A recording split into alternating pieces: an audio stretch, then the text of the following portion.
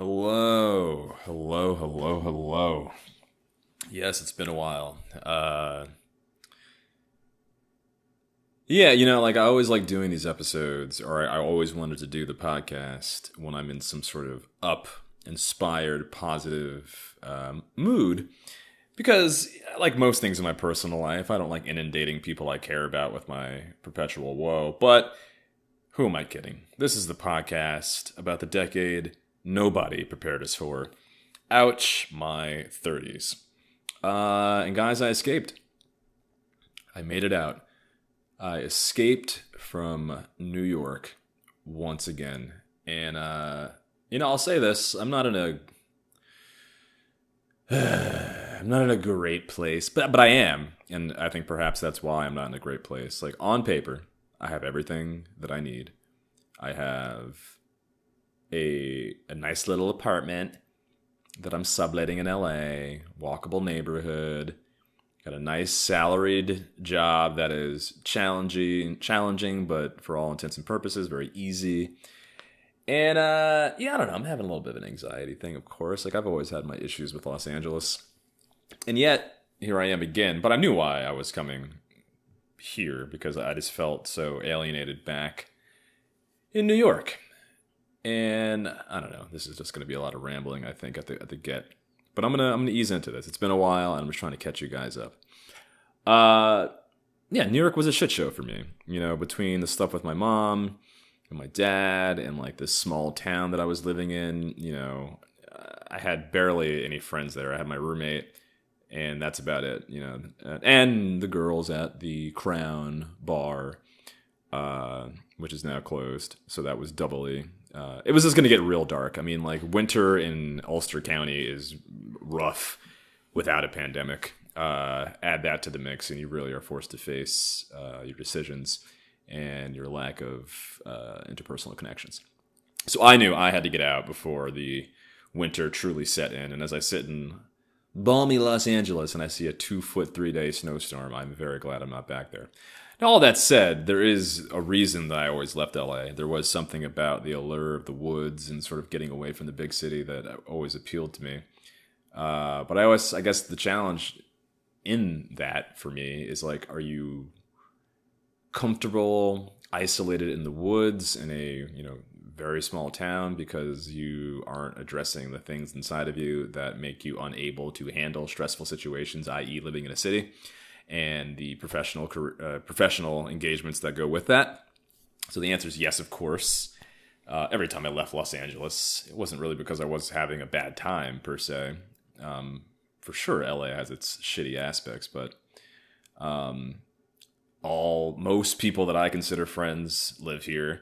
Most professional opportunities that I'm involved with are here. And yet, I always find a way to hate this place, which about a month in, I think I do. Because I'm a different man. I'm not 27, 25 doing Taco Bell commercials. I don't know. To be honest, I don't really know why I'm here. But I knew that I had to leave New York. I mean, I was going to go to Florida. Still may. I don't know. That's the beauty. I've got this remote job that I can go anywhere. But this pandemic, man, I'm starting to understand where some of these psychopaths who are like, you ain't gonna muzzle freedom by making me put on a mask, okay? Like, in a small town where I didn't really have to wear a mask, I could just kind of, there's enough room walking from my house to, like, the one bar that I didn't really have to wear a mask. And when you did, it was, briefly when you're online ordering something, and when you sit down, you take it off. And, like, it really didn't have that dehumanizing aspect of what I think a mask can imbue in somebody. So being in a city where you always have to have it on, or face some sort of, or be, committing some sort of social faux pas, there's just something about not being able to show your face to your fellow man, Like, I'm wandering around Silver Lake, and there's, like, all these pretty people around, like, pretty girls out. Like, you just want to, like, it's nice to, like, just show a smile, or, like, that's sexual harassment. Shut the fuck up. There's something dehumanizing about just being around a bunch of masks in a city that is particularly phony to begin with, And then you add another mask to that, and then suddenly you're truly doubly separated. And I think, that's what most of our society faces right now. You look at these guys and gals, because one got capped, lady got capped, who stormed the Capitol, or any of these like far right or far left extreme ideologies. These are mostly lonely people. It has to be, right?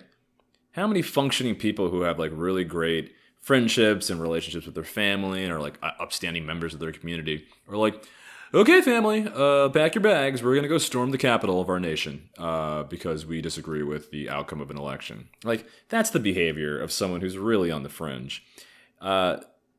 So, that goes back to that whole thing where everyone's just like, just stay home. Oh, I can't believe people are out. Just stay home. You're being so irresponsible. It's like some people truly live on the outskirts, and when you rob them of these people weren't seen to begin with, like these are people who just get ignored in daily life anyhow.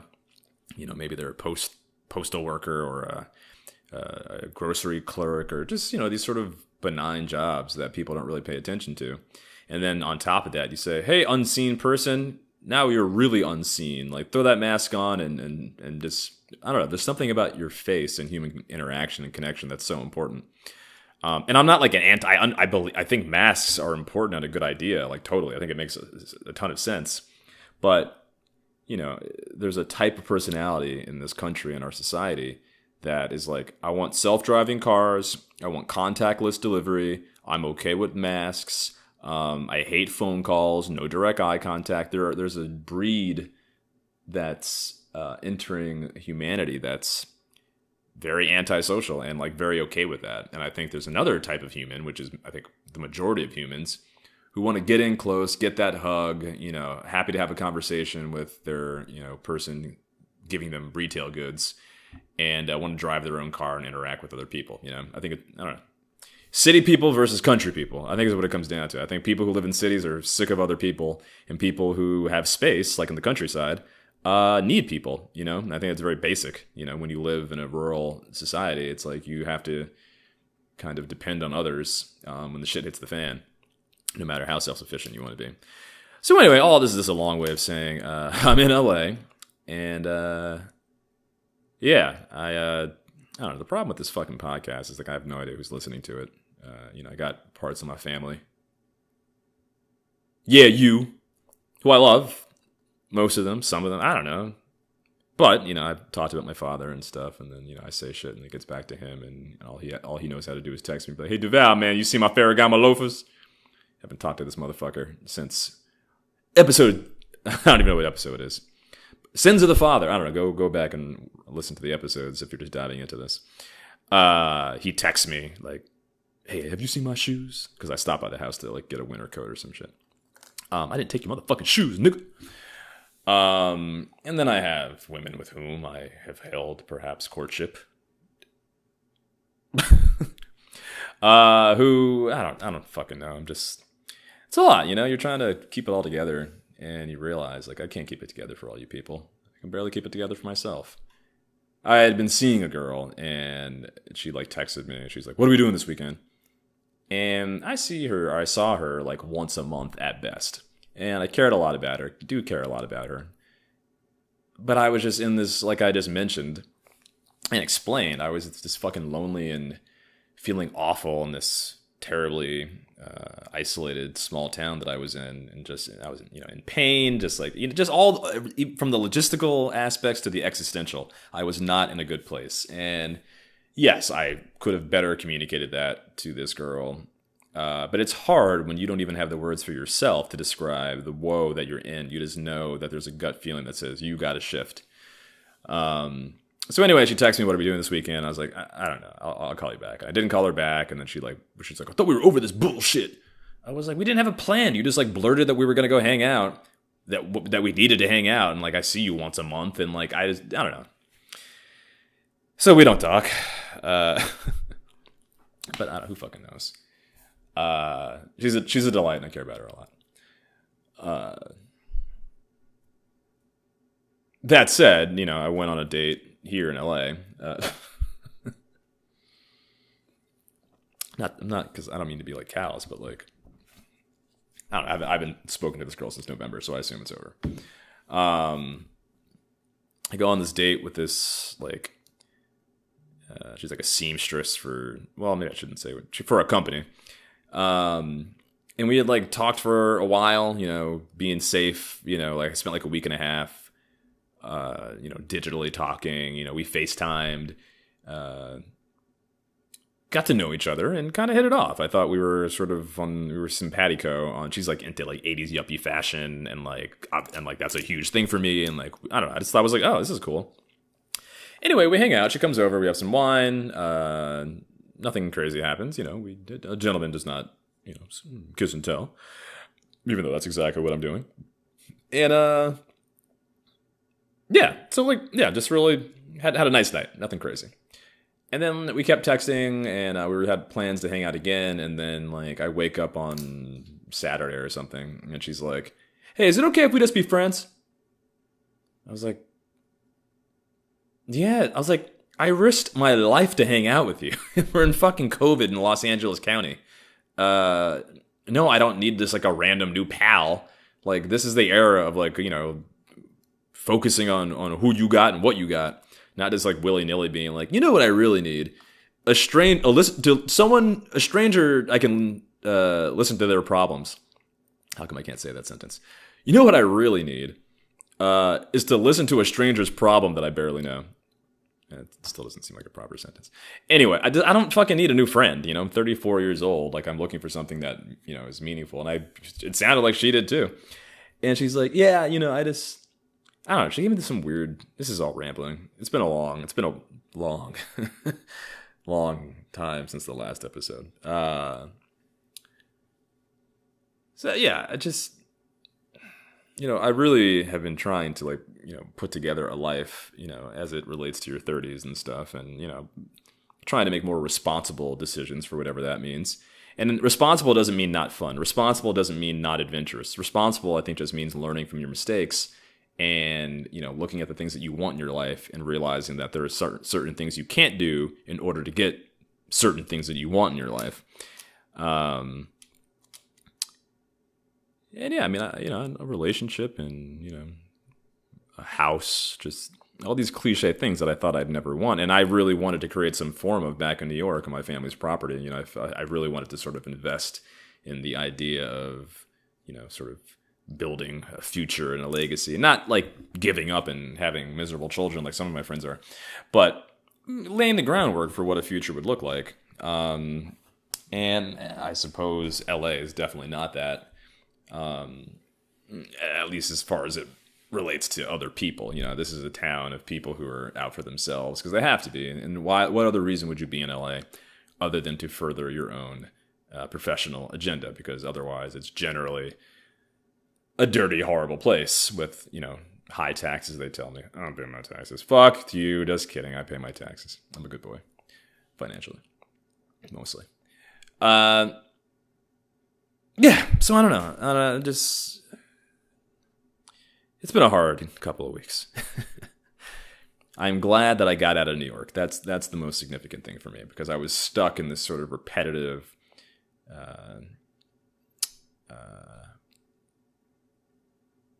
thinking pattern of just like overthinking how I could leave, you know. Just because there was all these logistical things that I had to do. I get overwhelmed easily. And I was glad that I was able to finally make it happen and just get going. And I did. Now that I'm out and I'm here, I got a lot of good friends here. And then a lot of it feels good. But a lot of it just sort of feels like, okay, Duval, like we've done this before. We've been here before. Like what would make this different? And I don't know. But I'm trying to keep an open mind. And you know, value the friendships I do have here, but also realize that, you know, they do change. And shout out to my buddy Brian. You know, he's like one of the few people creatively that I can still talk to creatively. You know, a lot of other friends have just sort of, this is no fault of theirs. I just think, you know, friendships change and people's priorities change. And like some people just aren't as driven to pursue their sort of creative dreams as they are to find happiness. And I think that's the choice in your 30s, right? Like, that's the choice. Like, finding happiness and finding your dreams are not always necessarily the same thing. And finding happiness often is with someone else, with a kid inside of them and a house around the both of you. And that's that. And I'm not ready for that. But I want it. And I wish I had more time. That's from Man on Fire with Denzel Washington. So I don't know. This is a good place to be right now. The pandemic is still obviously complicating things. Not doing stand-up, not being able to do stand-up. Although LA just started to do outdoor dining again, but who fucking knows. Not having stand-up is making me realize how fucking miserable I am. That is certainly fucking me up. Not having anything to do at night is challenging. And I've gotten, I mean, this is good. I'll just do this every night. That's the plan, right? But, you know, a stage and being around fellow comics would be very beneficial to the old mental state. So yeah, trying to like think about like not giving up on these dreams of other places, because I'm glad that I've been to Milwaukee and spent 2 weeks in Milwaukee with a strange girl that I met on Tinder who invited me to live with her for 2 weeks, and that became a nightmare very quickly, obviously. We were watching Inglourious Bastards, and the bear juice scene comes on, which I don't love because I just think it's a bunch of racist white guys beating up other racist white guys, the Nazis. You know, it's like, you know, Brad Pitt's, I want me some Nazi scalps, because we're the good guys and the Nazis are the bad guys, even though we're all just a bunch of racist white guys from the 40s. And these Jewish characters probably didn't like black people either. So anyway, I was like, yeah, I don't love this scene. And she's like, why not? You don't like this movie? I was like, no, it's a good movie. This scene I just don't really resonate with. She's like, okay, what do you want to watch? I'm like, no, we can watch this. I'm just saying I don't love this scene. So like, and then I was in her house, a strange woman's house that I had known for like 4 days. And I just like, I curled up like Tom Hanks in Big when he moves to the city. My sweatpants on, just pulling the sheets up on me. They're yelling. So again, 34 years old, looking back at the past like 5 to 8 years of my life, I'm like, what did I really do other than have sex with strange white women in strange cities? Yeah, it's what you're left with is a weird sublet by yourself talking into a fucking microphone, into an MP3 file that many people may not ever hear. Or maybe a lot of people will, like my mom, former lovers, and future lovers. I don't know, guys.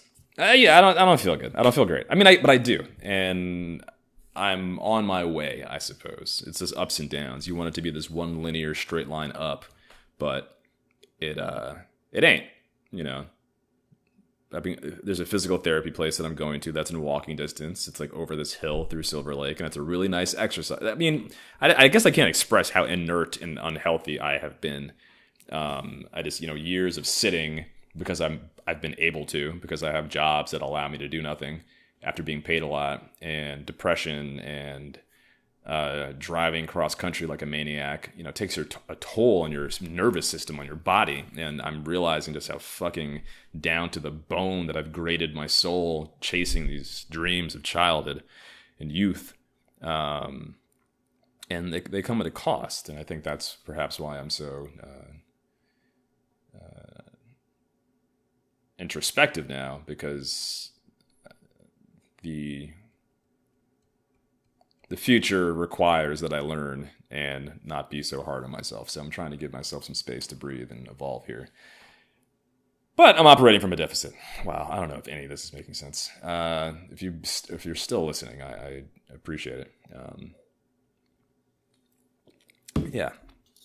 So I don't know. I think LA was a good step just to get back and get my mind out of Kingston, New York, where I was stuck humoring people, which was really unhealthy. You know. My roommate is a sweetheart of a man. You know, he really, over the years, just helped. You know, he allowed me to fucking get my brain on straight, even when I was being like a ridiculous psychopath. I mean, there were times where like I could barely pay rent, if at all, and he was like, "You get me when you can." And that's the kind of dude and the kind of friend that like when I truly get my shit right. And that's, part of the fuel to get my shit right is to go back to those people and be like, here's $10,000. Thank you for helping me when I couldn't help myself. But other than that, yeah, just being around these fools in Kingston who I had to humor. Mainly this like fucking coffee shop who were, again, nice people. But at the end, I was like, if I was anywhere else, I wouldn't let these people speak to me like this, nor would I humor their fucking inane conversations. A bunch of rich fucking liberals pretending that they're not as bad as Donald Trump from a real estate perspective. Joe Biden was the only candidate I've ever heard talk about the G word, gentrification. And I guarantee none of those motherfuckers ever want to hear him speak about that now that he's president. Selling $7 lattes, talking about celebrating Black History Month. Here's our Black History Month mocha latte. For only $7, you too can buy away your guilt, your white guilt. For $7, you too can amend for the savage history of your ancestors that has, I don't know, fellas. Ladies and fellas. What else? I went on a weird date, and she's just like, I'm looking for kids. I'm like, bitch, can we go on a second date before we decide, people just, and I think that's the other danger, too, like getting, sinking your teeth too deeply into an outcome, I particularly at this age, where it's just like, okay, well, I'm looking for a relationship, and I want to have kids, like, what I think one should look for is someone who's awesome, and then by virtue of that, you're like, man, it would be awesome to get married and have kids with this person, not the other way around. Like, I'm going to find someone to fit into this box. So, I don't know. Maybe that's just the young man in me still crying out for articulation. So, I guess, all right, so I apologize. This might be a bullshit episode. Just trying to get myself back into the game, trying to get the muscle going again. I'm going to do this regularly. I'm back in the game. I escaped from New York. I'm back in the world again, so to speak. I'm working a interesting job. I'm going to fire up the old agent here in LA and start auditioning again, I think. Maybe get back into some commercials. And I may probably need to start taking antidepressants because today I just laid in bed. I got up, logged into my work computer, responded to an email, and then pretty much just laid around all day. I went for a walk, but I don't know. What the fuck do people do all day? Work, motherfucker. What do you mean what I do, man? I get my ass up. Nah. No, here's what my stepdad would say. He said, what do you mean? What do a motherfucker do all day? Get your ass up and get yourself a job. A J-O-B. I don't believe in your goddamn downtown dreams, Mr. Duval. That's what he'd always call me. Good man, though. I understand what he was trying to impart upon me, though, Derek. But yeah, there's a lot of hours in a day. And with everything fucking closed, maybe I'd go to a yoga class or, I don't know what you do during the day. I need these comedy clubs back. And that's where I spend my time. Yeah. So I don't know. This is just the reawakening here. We're almost coming up on a year since I kind of really started redoing these with the pandemic and stuff. And wow, things have really changed. And I think I've really saw some growth as an individual and, as a man. And I really look forward to sharing my future journey through 2021 and learning from you too as well about how we can grow as human beings. I don't know. All right, guys. This is just a little recap. This is doing a little catching up. Okay, we'll talk soon. We'll talk real soon.